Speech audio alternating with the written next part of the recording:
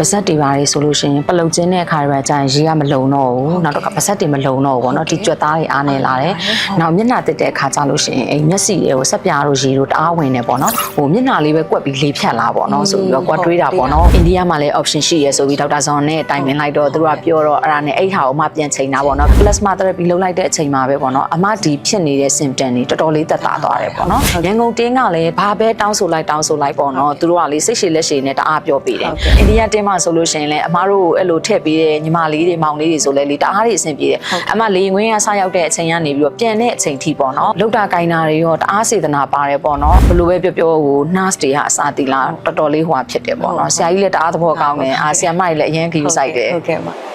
မင်္ဂလာပါမင်္ဂလာပါဟုတ်မအနေနဲ့လေဒီ myasthenia gravis ပေါ့နော်ဒီယောဂါကိုဖြစ်နေပြီဆိုတာပေါ့နော်ဘယ်လိုလက္ခဏာတွေနဲ့စပြီးတော့သိရှိခဲ့တာပါလဲမဟုတ်အမစသိတာဆိုလို့ရှိရင်2024 4လပိုင်းပေါ့နော်4လပိုင်းကုန်တဲ့အခါကျတော့သူက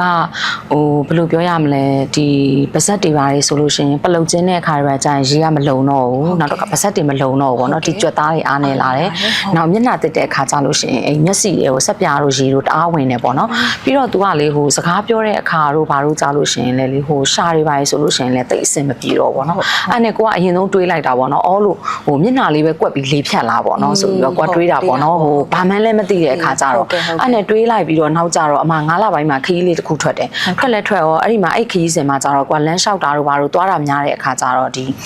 ပါဇက်မလုံတဲ့ဟာရေမလုံတာတွေမဟုတ်တော့ဘဲနဲ့အစာစားရင်တော့မှ तू ကသိတယ်မလားအဲ့လိုမော့လိုက်ပြီးတော့မှမြူချလိုက်ရတာတို့ဘာတို့အဲ့လိုမျိုးနောက်ညအိတ်မပြောတာတွေကလာနေချီတယ်နောက်လေဒီခြေသလုံးကြွက်သားတွေပေါ့နော်ဒီခြေသလုံးကြွက်သားတွေလက်တော့အလောက်မဖြစ်အမခြေသလုံးကြွက်သားတွေဆိုလို့ရှိရင်လေလေးဟာနေတဲ့ရောက်နေတယ်လို့ပဲအဲ့ဒါကြီးကလေနေရတအားခက်တယ်ဟိုသူကသူဒါအားရော့တဲ့ feeling လားဆိုပေမဲ့လေကိုကဘလို့ဖြစ်လဲဆိုတော့လေအဲ့လိုမျိုးပေါ့ဟိုအားမရှိသလိုမျိုးလေးဟာနေတဲ့ရောက်နေတယ်လို့မျိုးအဲ့ဒါကလည်းတအားအေးအေးဖြစ်တယ်ပေါ့နော်ဆိုတော့နောက်ဘာဖြစ်လဲဆိုလို့ရှိရင်အမလေဒီနှာခေါင်းနဲ့ဒီလေချောင်းနဲ့ကြားပေါ့နော်ဒီနေရာကြားကိုလေသူကလေအဲ့လိုဟာသွားလို့ရှိရင်စကားပြောရတာလေအမတို့လေဟိုနှာတန်းတအားပေါက်ပြီးတော့လေအမဖျားစာရွတ်တဲ့အခါဘာညာဆိုပထန်းအကျယ်ပဲရွရင်ရှည်တယ်လေရှည်တဲ့အခါကျရင်သူကဘာဖြစ်လဲဆိုတော့ရွရင်နဲ့အတန်တွေကလုံးလာပြီးတော့လေစကလုံးပြောက်သွားပါတော့အဲ့ဒါမျိုးကြီးဆိုလေဟဲဟိုမျက်နှာပဲကွက်ပြီးလေဖြတ်လာပါတော့ကိုလည်းအတွေ့အကြုံလည်းမရှိဘူးမသိလည်းမသိတဲ့အခါကျတော့နောက်ဟိုအဲ့လိုလေးလည်းထင်တယ်နောက်တစ်ခုကကျကိုလည်းစာတွေလည်းလိုက်ဖတ်တယ်လိုက်ဖတ်တဲ့အခါကျတော့နည်းနည်းလိုက်ဖတ်ကြည့်တာပေါ့နော်ကိုဖြစ်တဲ့ symptom တွေကဘာတွေပြလဲဆိုပြီးလိုက်ဖတ်တော့ဟိုနှာရည်နောက်ပြန်စီးတာတို့ဘာတို့များလာပေါ့နော်ဆိုအမျိုးစုံလိုက်တွေ့တာပေါ့နောက်အဲ့4လပိုင်းထဲမှာအမစာလုံးသွားလိုက်တဲ့အခါကျတော့ဟိုနောက်စာလုံးကိုဗစ်ကအဲ့ချိန်မှာဖြစ်နေတာပေါ့နော်ဖြစ်နေတဲ့အခါကျတော့ကိုကပြန်လာပြီးမှဆိုတော့တတိထားပြီးတော့ဟဲစာလုံးကိုဗစ်များလာပေါ့နော်စေကံပြပြီးဆရာဝန်နဲ့ပြတော့ဆရာဝန်ကလည်းအဲ့လိုမဟုတ်ဘူးပေါ့နော်ဆိုပြီးနောက်ကျတော့သူကနားနှာခေါင်းလေချောင်းပြကြည့်ပေါ့နော်ကိုဒီလိုမျိုးဖြစ်နေတဲ့ဟာကိုအတန်နေပါဖြစ်တယ်ဆိုတော့အဲ့နဲ့နားနှာခေါင်းလေချောင်းရေနောက်တစ်ခုကကျတော့သူကအာယုံကြောဆရာဝန်ပြကြည့်ပေါ့နော်ဆိုတော့ကျမလည်းစဉ်းစားရတယ်ပေါ့နော်ဘယ်လိုလုပ်ရင်ကောင်းမလဲပေါ့ဆိုတော့နောက်ကျတော့အာယုံကြောဆရာဝန်6လပိုင်းလောက်မှာသွားပြကြည့်ရပေါ့နော်ပြကြည့်လိုက်တော့သူကကိုဖြစ်နေတဲ့ဟာကြီးနားထောင်ပြီးရတယ်ကိုအဲ့ယောဂနာမည်ချက်ချင်းပေးတာပေါ့နော်ချက်ချင်းပေးတော့လေဟဲလို့ဟိုတစ်ခါမှလည်းမကြားဘူးသူကတော့ pamphlet လေးနဲ့ပြောတာပေါ့နော်ဆိုတော့ကိုကဟိုအမျိုးမျိုးတိုက်တဲ့ဟာကကြတော့သူကအမျိုးစုံတိုက်တယ်ကိုကတော့ဒီမျက်နှာကြွက်သားကိုအဓိကတိုက်တာပေါ့နော်ဆိုတော့အဲ့နဲ့တီတော့သူ့စီကတီပြီးတော့ခွဲတာစိတ်တာတွေလုံလိုက်တော့အဆင်ပြေတယ်ပေါ့နော်3နှစ်ထက်မကျော်နဲ့တော့ပေါ့ဆိုပြီးပြောတော့ကိုကခွဲစိတ်တာကြီးကမလုံချင်ဘူးပေါ့နော်ခန္ဓာကိုယ်ကြီးကိုနောက်တစ်ခေါက်ဟိုဦးတက်လည်းဖြတ်ဖူးတယ်ခလေးမွေးတော့လည်းခွဲထားတယ်ဆိုတော့ခန္ဓာကိုယ်ကြီးကိုဒီဟာကြီးထပ်မလုံချင်တော့ဘူးပေါ့နော်ဆိုပြီးကိုကတွေးတာပေါ့အဲ့နဲ့နောက်ကြတော့ဟို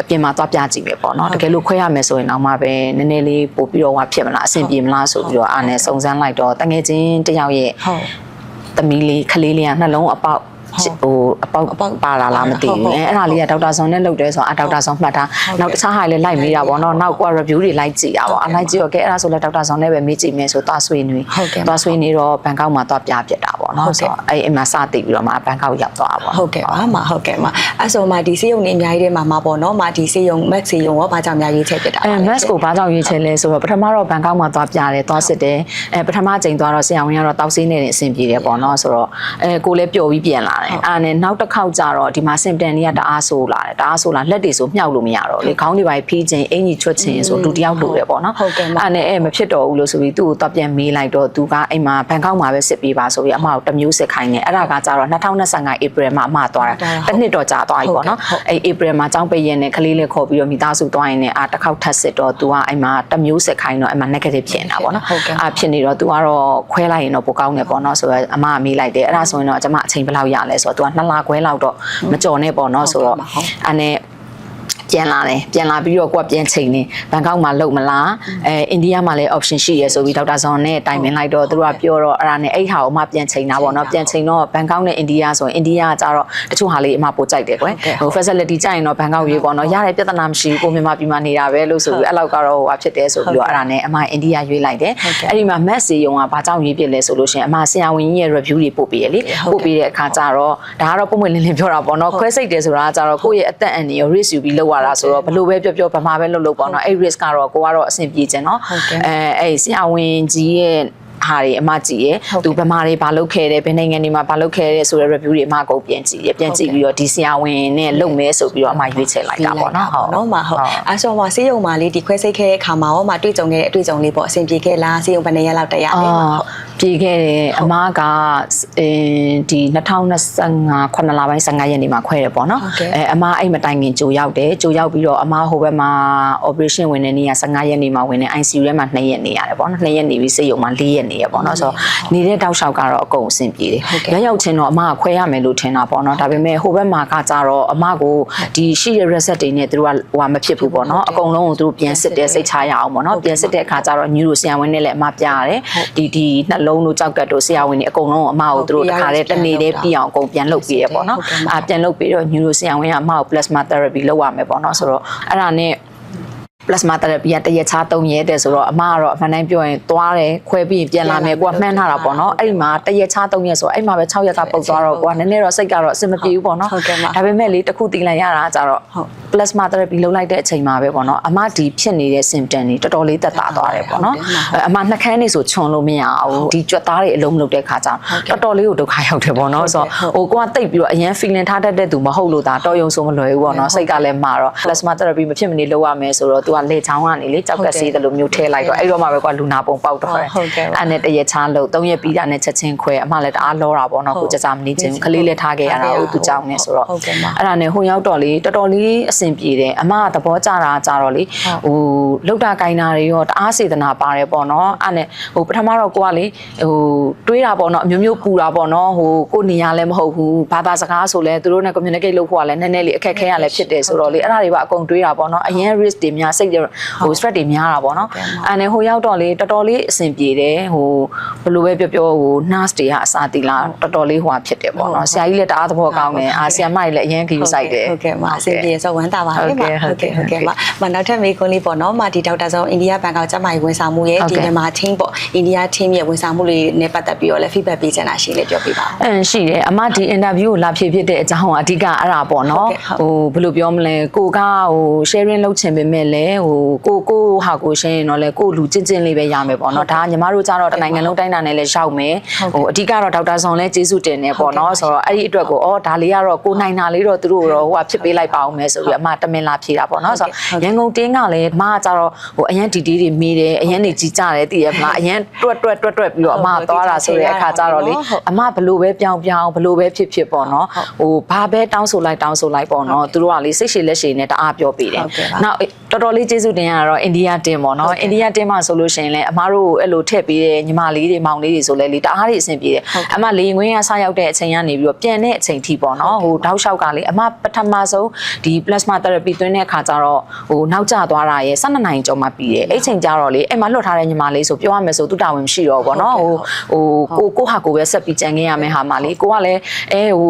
ဘယ်လိုအားကိုးတာပေါ့နော်ဟိုဘက်မှာ तू ကလည်းလူခံဖြစ်နေတဲ့အခါကျတော့လေနေပေးပါဆိုလဲလေတစ်ချက်မှမညီဘူးသီလားအဲ့လိုမျိုးပေါ့နော်ဟိုတော်တော်အချိန်ကြာဒီတောက်လျှောက်ကလေလိုရာမှန်မြအကုန်လုပ်ပေးတယ်ပေါ့နော်ဆိုတော့တင်းနှစ်ခုလုံးကတော့တစ်မျိုးစီပေါ့နော်အကုန်အဆင်ပြေပါတယ်ဟုတ်အရင်လဲကျေးဇူးတင်ရပါတယ်ဟုတ်ကဲ့ပါမအခုလို feedback လေးပေးရလဲကျေးဇူးများတင်ပါတယ်မဟုတ်အဲ့ဆိုလေးမှာဒီ my senior graphics ကကြတော့မတို့ပြောသလိုပဲတချို့လဲဒီယောဂနာမည်ကြတော့မကြားဘူးတာရှိတယ်ဆိုတော့လေဒီလိုလက္ခဏာမျိုးဒီလိုယောဂမျိုးဖြစ်နေတဲ့သူတွေကိုလည်းလေး update ကလေးပြောပြပါအောင်ရှင်ပြောရမယ်ဆိုရင်တော့လေဟိုအမလည်းကြားပါတယ်ဟိုကိုနဲ့ဆိုလဲလေကိုလဲလေဆက်ဆက်မြင်တွေ့လို့ရှင်လေအားပေးပြီးတော့ပေါ့နော်တချို့ဆိုလေတငယ်ချင်းလောက်ထားတာပဲရှိရ ရပေါ့နော်ဆိုတော့သူတို့ကြတော့တချို့ကြတော့ဒီမှာခွဲတယ်ပေါ့နော်ဘာကွာလဲတော့မှလည်းမသိဘူးယောဂအခမ်းပဲကွာတာလားကိုကပဲစိတ်မာလို့လားတော့မသိဘူးပေါ့နော်ကိုကတော့ဒီပြန်လာတဲ့ချိန်မှာတော့အမဒီခွဲစိတ်ပြီးတဲ့ချိန်မှာအမစင်တန်တွေတော့လျော့သွားတယ်ဘာလေးကြံလဲဆိုရင်တော့ဥပမာပေါ့ပင်ပန်းလောက်တာမျိုးအသက်အရွယ်ပိုင်းလဲပါမှာပေါ့နော်ကိုကလည်းအသက်အတန်းတစ်ခုကိုရောက်နေတယ်ဆိုတဲ့အခါကျတော့ဘာပဲပြောသူဟာနဲ့သူရှိသင့်ရှိလိုက်တဲ့ခန္ဓာရဲ့ဟိုဟာတွေကတော့ရှိရပေါ့နော်သူတို့တွေကိုလည်းပြောချင်တာကလေဖြစ်နိုင်ရင်တော့လေအချိန်မဆွဲတာတော့အကောင်းဆုံးပဲပေါ့နော်သူကဆွဲလေစင်တန်တွေပြလေသူ့ရဲ့တိုက်တဲ့ဟာရဲ့အားကသူတို့ဟာသူတို့ဘယ်လိုပြောမလဲသူတို့အားကောင်းလာလေကိုပိုခံရလေပေါ့နော်ဖြစ်နိုင်ရင်တော့ကိုဟာကိုပေါ့နော်ကိုအဆင်ပြေတဲ့နီးလန်းလေးတွေနဲ့တော့အတတ်နိုင်ဆုံးတော့မြန်မြန်ဆန်ဆန်တော့လှုပ်စေခြင်းနဲ့ဒါပေမဲ့ဒီယောဂဖြစ်တယ်ဆိုလဲဒါကုလို့လည်းရတယ်ပေါ့နော်ဒါအမဆိုရင်တော့တခြားကြီးမမလည်းမရှိရလဲပါမှာပေါ့တယောက်နဲ့တယောက်ဖြစ်ပုံချင်းမတူတော့အားလုံးကိုအဆင်ပြေမယ်လို့တော့အမကတော့မဆိုလို့ဘူးပေါ့နော်တကယ်လို့ကိုဖြစ်နေတဲ့ဟာလေးတွေဆိုလို့ရှိရင်လည်းမြန်မြန်ဆန်ဆန်လှုပ်လိုက်ပြီးတော့ကုလို့ရပါတယ်ပေါ့နော်သူများရေလို့ဟိုမှာကင်ဆာဆိုလို့ရှိရင်လည်းဒါတော်တော်လေးခံရတဲ့ထဲမှာပါတယ်အမတို့ဆိုဒီစင်တန်ပြပြီးတော့နည်းနည်းလေးနေရထိုင်ရခက်တာလွင်ကျန်တဲ့ဟာတော့အရင်ကြီးတော့အမတော့စိုးစိုးဝါတော့မဖြစ်ဘူးပေါ့နော်ဆိုတော့ကုရင်တော့အဆင်ပြေပါတယ်တိတာနဲ့တော့အမတော့မြန်မြန်လှုပ်စေခြင်းနဲ့ပေါ့နော်အချိန်ဆွဲလေးကိုအတွက်ခံရလေပေါ့နော်ဟုတ်ကဲ့ပါအမဟုတ်အခုလိုချိန်ပေးပြီးတော့လေမအများကြီးမျှဝေပေးရလဲကျေးဇူးတင်ပါတယ်မအသေးစိတ်လေးပေါ့လူနာတွေအတွက်ကိုလည်းပြောပေးရတဲ့အတွက်လည်းကျေးဇူးအများကြီးတင်ပါတယ်ရှင်ဟုတ်ကဲ့ပါအမလည်းကျေးဇူးတင်ပါတယ်ဟုတ်ကဲ့ပါရှင်